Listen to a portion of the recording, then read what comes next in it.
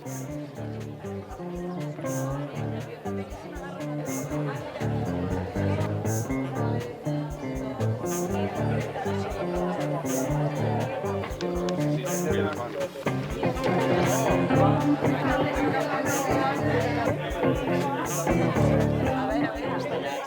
soc la Laura Borràs, directora de la Institució de les Lletres Catalanes, i avui he vingut fins a la Galera perquè es produeix aquesta trobada de poesia i terrissa que ens convoca l'editorial Godall, que també agafa el nom d'un poble d'aquí al costat, i que té una col·lecció de poesia, jo n'he portat alguns dels meus exemplars, que justament es diu Caduc. Buscàvem un nom potent, un nom del Montsià, i un nom que ens digués alguna cosa simbòlicament, i ens va semblar que un cadup era una peça simbòlica, perquè un cadup agafa aigua a poc i la poesia agafa bellesa i llum a poc per donar-nos-la.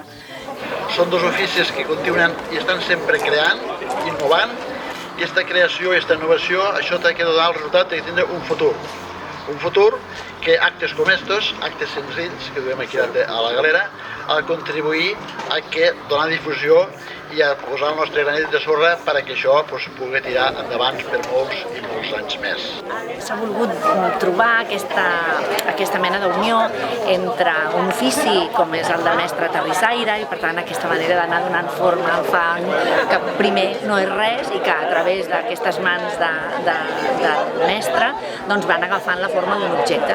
La poesia no agafa una forma en el sentit que no és un objecte, però també és una construcció feta de paraules a través d'aquests mestres que també són els poetes, que són els que domen d'alguna manera les paraules.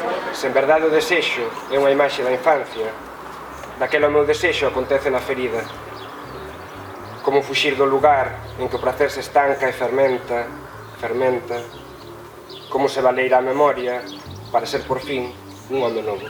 Soc aquí. Davant es troba la resta del món. El vent del nord posa el teu verb a aquesta casa. No hi ha un dia bessó d'un altre, ni dues nits de vents semblants, dues besades de forma igual, ni dues idèntiques mirades.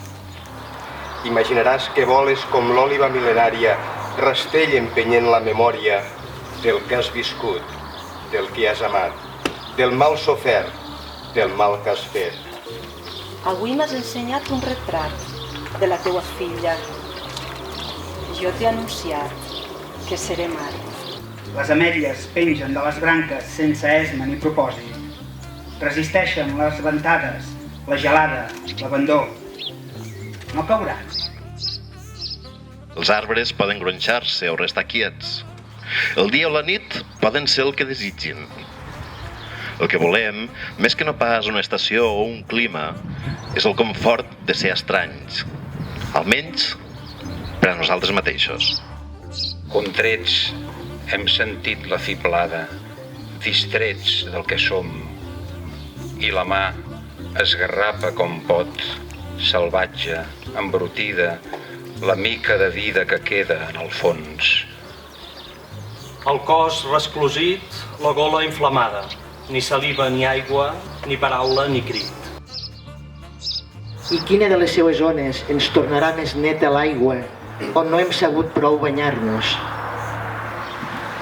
Fam d'immediatesa seques? Destriem els mots perquè destriïn l'alè que el nostre gest donarà escalf. Escoltem, l'aire ha fet lloc i ens desitja.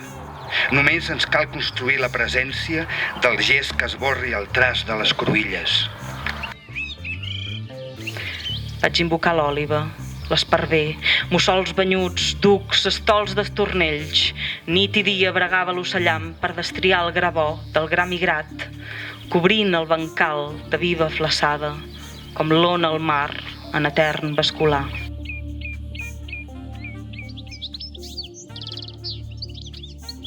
Jo crec que les persones ens calen les paraules i està molt bé sentir aquestes noves paraules que ens continuen parlant sobre les velles coses de la vida, les que ens connecten a tots, i fer-ho de la millor manera, recuperant un ofici terrissaire amb aquest gran ofici que és la poesia.